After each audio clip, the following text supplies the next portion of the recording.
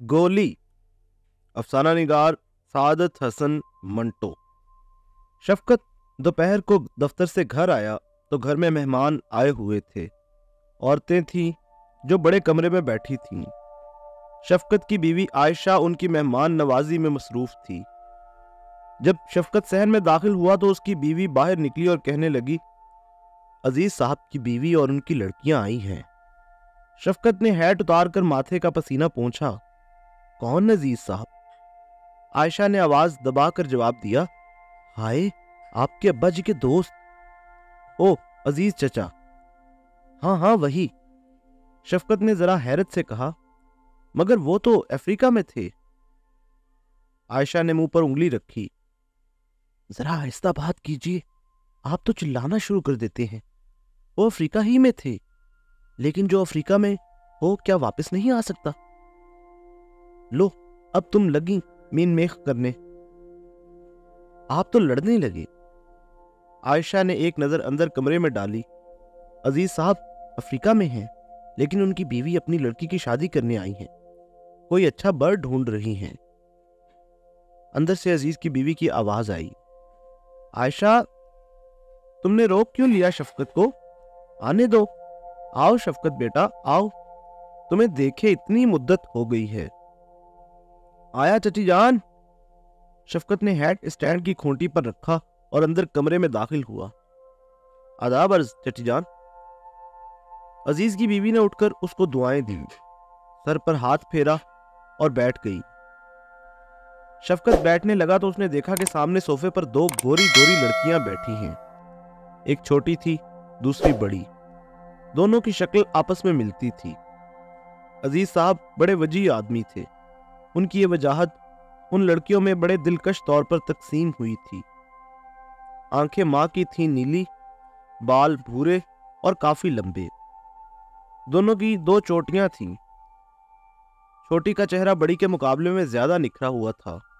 बड़ी का चेहरा जरूरत से ज्यादा संजीदा था। उनकी मां उनसे मुखातिब हुई, बेटा सलाम करो भाई को। छोटी ने उठकर शफकत को आदाब अर्ज किया। बड़ी ने बैठे बैठे जरा झुककर कहा, तस्लीमात। शफकत ने मुनासिब मौजू जवाब दिया। उसके बाद अजीज साहब और अफ्रीका के मुतालिक बातों का लामुतनाही सिलसिला शुरू हो गया। कहाँ का मौसम अच्छा है, कहाँ का खराब, फल कहाँ अच्छे होते हैं। फलों का जिक्र छेड़ा तो छोटी ने कहा, यहाँ हिंदुस्तान में तो निहायत ही जलील फल मिलते हैं। जी नहीं, बड़े अच्छे फल मिलते हैं, बशर्त ये कि मौसम हो। शफकत ने अपने हिंदुस्तान की आबरू बचाना चाहिए। गलत है। छोटी ने नाक चढ़ाई। अम्मी जान, ये जो कल आपने मार्केट से माल्टे लिए थे, क्या वहां के मचंगों का मुकाबला कर सकते हैं? लड़कियों की मां बोली, शफकत बेटा ये सही कहती है, यहाँ के माल्टे वहां के मचंगों का मुकाबला नहीं कर सकते। आयशा ने छोटी से पूछा, तल्लत ये मचंगा क्या होता है? नाम तो बड़ा अजीबोगरीब है। तल्लत मुस्कुराई, आपा एक फल है, माल्टे और मीठे की तरह। इतना लजीज होता है कि मैं बयान नहीं कर सकती। और रस, एक निचोड़िए, ये ग्लास जो तपाई पर भरा है लबालब भर जाएगा। शफकत ने ग्लास की तरफ देखा और अंदाजा लगाने की कोशिश की कि वो फल कितना बड़ा होगा। एक मुचंगे से इतना बड़ा ग्लास भर जाता है? तल्लत ने बड़े फखरिया अंदाज में जवाब दिया, जी हां। शफकत ने यह सुनकर कहा, तो फल यकीनन बहुत बड़ा होगा। तल्लत ने सर हिलाया, जी नहीं, बड़ा होता है ना छोटा, बस आपके यहाँ के बड़े माल्टे के बराबर होता है। यही तो उसकी खूबी है कि रस ही रस होता है उसमें। और अम्मी जान, वहां का अनानास बड़ी रोटी के बराबर उसकी एक काश होती है। देर तक अनानास की बातें होती रहीं। तलत बहुत बातूनी थी। अफ्रीका से उसको इश्क था, वहां की हर चीज उसको पसंद थी। बड़ी, जिसका नाम निगहत था, बिल्कुल खामोश बैठी थी। उसने गुफ्तगू में हिस्सा न लिया। शफकत को जब महसूस हुआ कि वो खामोश बैठी रही है तो वो उससे मुखातिब हुआ, आपको गालिबन इन बातों से कोई दिलचस्पी नहीं। निगत ने अपने होंठ खोले। जी नहीं, सुनती रही हूं बड़ी दिलचस्पी से। शफकत ने कहा, लेकिन आप बोली नहीं। अजीज की बीवी ने जवाब दिया, शफकत बेटा, इसकी तबीयत ही ऐसी है। शफकत ने जरा बेतकल्लुफी से कहा, चची जान, इस उम्र में लड़कियों को खामोशी पसंद नहीं होना चाहिए।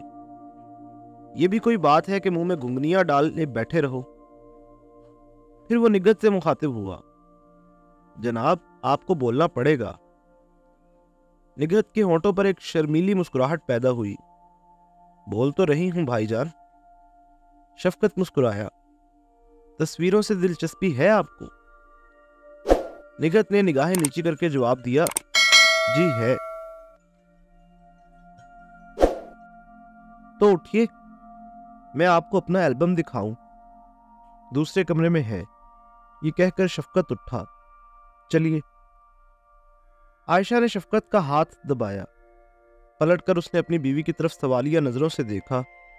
उसने आंखों ही आंखों में कोई इशारा किया जिसे शफकत न समझ सका। वो मुतहय्यर था कि खुदा मालूम क्या बात थी कि उसकी बीवी ने उसका हाथ दबाया और इशारा भी किया। वो सोच ही रहा था कि तलत खट से उठी। चलिए भाईजान, मुझे दूसरों के एल्बम देखने का शौक है। मेरे पास भी एक कलेक्शन है।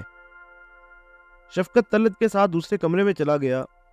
निगत खामोश बैठी रही। शफकत तलत को तस्वीरें दिखाता रहा। हस्बे आदत तलत बोलती रही।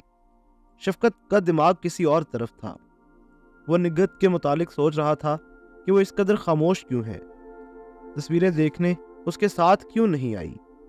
जब उसने उसको चलने के लिए कहा तो आयशा ने उसका हाथ क्यों दबाया? उस इशारे का क्या मतलब था जो उसने आंखों के जरिए किया था?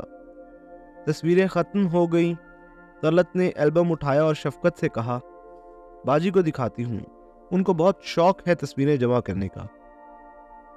शफकत पूछने ही वाला था कि अगर उनको शौक है तो वो उसके साथ क्यों ना आई, मगर तलत एल्बम उठाकर कमरे से निकल गई।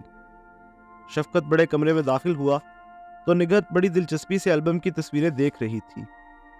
हर तस्वीर उसको मसरत पहुंचाती थी। आयशा लड़कियों की माँ से बातें करने में मशगूल थी। शफकत कनखियों से देखता रहा। उसका चेहरा जो पहले जरूरत से ज्यादा संजीदगी की धुन में लिपटा था, अब बशाश था।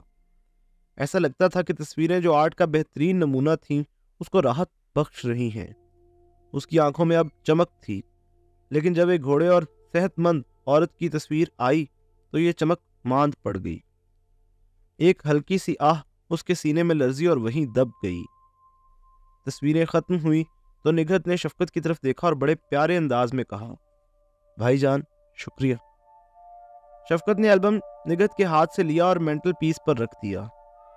उसके दिमाग में खुदबुद हो रही थी। उसको ऐसा लगता था कि कोई बहुत बड़ा असरार उस लड़की की जिंदगी के साथ वाबस्ता है।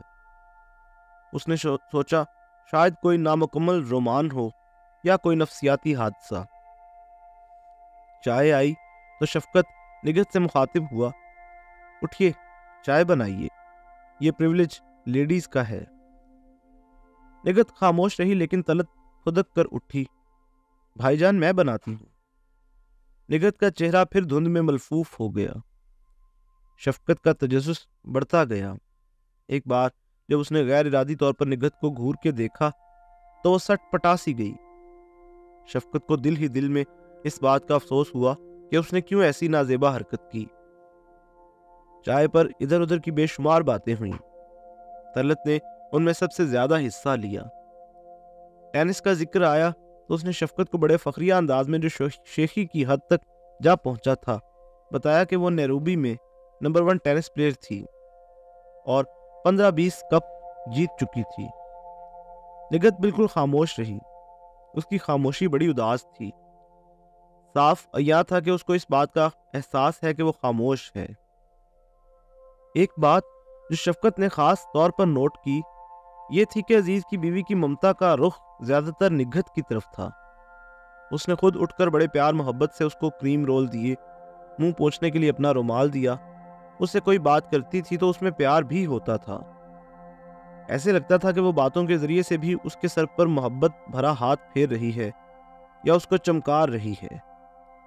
رخصت کا وقت آیا تو عزیز کی بیوی اٹھی، برقع اٹھایا، عائشہ سے گلے ملی، شفقت کو دعائیں دی اور نگہت کے پاس جا کر آنکھوں میں آنسو لا دینے والے پیار سے کہا، چلو بیٹا چلیں۔ طلعت پھدک کر اٹھی۔ عزیز کی بیوی نے نگہت کا ایک بازو تھاما، دوسرا بازو طلعت نے پکڑا، اس کو اٹھایا گیا۔ شفقت نے دیکھا کہ اس کا نچلا دھڑ بالکل بے جان ہے۔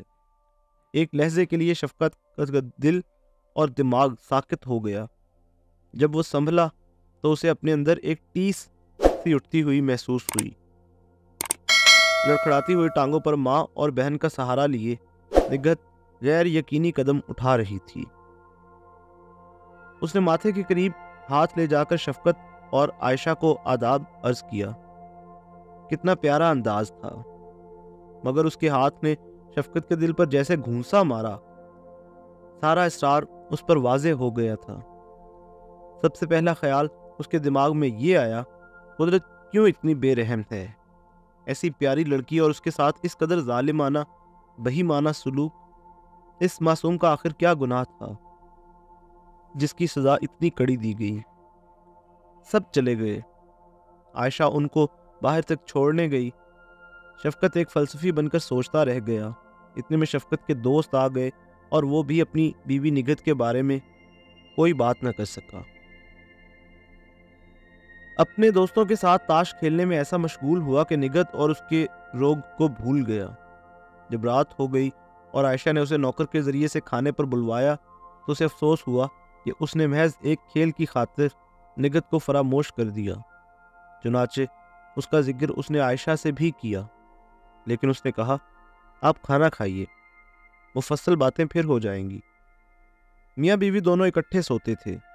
جب سے ان کی شادی ہوئی تھی وہ کبھی رات کو ایک دوسرے سے جدا نہیں ہوئے تھے، اور ان کی شادی کو قریب 6 برس ہو گئے تھے، مگر اس دوران میں کوئی بچہ نہ ہوا تھا۔ ڈاکٹروں کا یہ کہنا تھا کہ عائشہ میں کچھ قصور ہے جو صرف آپریشن سے دور ہو سکتا ہے، مگر وہ اس سے بہت خائف تھی۔ میاں بیوی بہت پیار محبت کی زندگی گزار رہے تھے، ان کے درمیان کوئی رنجش نہیں تھی۔ رات کو وہ اکٹھے لیٹتے۔ حسب معمول جب ایک دوسرے کے ساتھ لیٹے تو شفقت کو نگہت یاد آئی۔ اس نے ایک آہ بھر کر اپنی بیوی سے پوچھا، عائشہ، نگہت بیچاری کو کیا روگ ہے؟ عائشہ نے بھی آہ بھری اور بڑے افسوسناک لہجے میں کہا، 3 برس کی ننھی منی بچی تھی کہ تپے محرکہ ہوا، نچلا دھڑ مفلوج ہو گیا۔ شفقت کے دل میں نگہت کے لیے ہمدردی کا بے پناہ جذبہ پیدا ہوا۔ اس نے اپنی بیوی کی پیٹھ کو اپنے سینے کے ساتھ لگا لیا اور کہا، عائشہ، خدا کیوں اتنا ظالم ہے؟ عائشہ نے کوئی جواب نہ دیا۔ شفقت کو دن کے واقعات یاد آنے لگے۔ جب میں نے اسے کہا تھا کہ چلو میں تمہیں البم دکھاتا ہوں تو تم نے میرا ہاتھ اسی لیے دبایا تھا کہ ہاں اور کیا، آپ تو بار بار۔ خدا کی قسم مجھے معلوم نہ تھا۔ اس کو اس کا بہت احساس ہے کہ وہ اپاہج ہے۔ تم نے یہ کہا ہے تو مجھے ایسا معلوم ہوا ہے کہ میرے سینے میں کسی نے تیر مارا ہے۔ جب وہ آئی تو خدا کی قسم مجھے بہت دکھ ہوا۔ بیچاری کو پیشاب کرنا تھا۔ ماں اور چھوٹی بہن ساتھ گئیں۔ ہزار بند کھولا، پھر بند کیا۔ کتنی خوبصورت ہے، بیٹھی ہو تو خدا کی قسم بالکل پتہ نہیں چلتا کہ فالج زدہ ہے۔ بڑی ذہین لڑکی ہے۔ اچھا، ماں کہتی تھی کہ اس نے کہا تھا کہ امی جان میں شادی نہیں کروں گی، کنواری رہوں گی۔ شفقت تھوڑی دیر کے لیے خاموش ہو گیا۔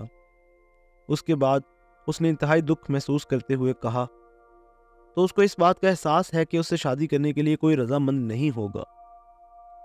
عائشہ نے شفقت کی چھاتی کے بالوں میں انگلیوں سے کنگھی کرتے ہوئے کہا، شفقت صاحب، کون شادی کرے گا ایک اپاہج سے؟ نہیں عائشہ، ایسا نہ کہو۔ اتنی بڑی قربانی کون کر سکتا ہے شفقت صاحب؟ تم ٹھیک کہتی ہو، خوبصورت ہے، اچھے کھاتے پیتے ماں باپ کی لڑکی ہے، سب ٹھیک ہے، مگر میں سمجھتا ہوں، لیکن مردوں کے دل میں رحم کہاں؟ شفقت نے کروٹ بدلی۔ ایسا نہ کہو عائشہ۔ عائشہ نے بھی کروٹ بدلی۔ دونوں روبرو ہو گئے۔ मैं सब जानती हूँ। कोई ऐसा मर्द ढूंढिए जो उस बेचारी से शादी करने पर आमादा हो। मुझे मालूम नहीं, लेकिन बड़ी बहन है। गरीब को कितना बड़ा दुख है कि उसकी छोटी बहन की शादी की बातचीत हो रही है। सही कहती हो तुम। आयशा ने एक लंबी आह भरी। क्या बेचारी इसी तरह सारी उम्र कुढ़ती रहेगी? नहीं, ये कहकर शफकत उठकर बैठ गया। आयशा ने पूछा, क्या मतलब? तुम्हें उससे हमदर्दी है? क्यों नहीं? खुदा की कसम खाकर कहो। हाय, ये भी कोई कसम खिलवाने की बात है? हर इंसान को उससे हमदर्दी होनी चाहिए। शफकत ने चंद लम्हात खामोश रहने के बाद कहा, तो मैंने एक बात सोची है। आयशा ने खुश होकर कहा, क्या? मुझे हमेशा इस बात का एहसास रहा है, तुम बहुत बुलंद ख्याल औरत हो। आज तुमने मेरे इस ख्याल को साबित कर दिया है। खुदा मेरे इस इरादे को इस्तिकामत बख्शे। मैंने इरादा कर लिया है कि मैं निगहत से शादी करूंगा। सारा सवाब तुम्हें मिलेगा।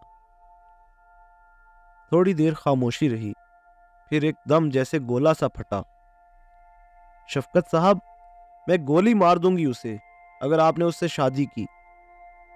शफकत ने ऐसा महसूस किया कि उसे जबरदस्त गोली लगी है और वो मर कर अपनी बीवी की आगोश में दफन हो गया है।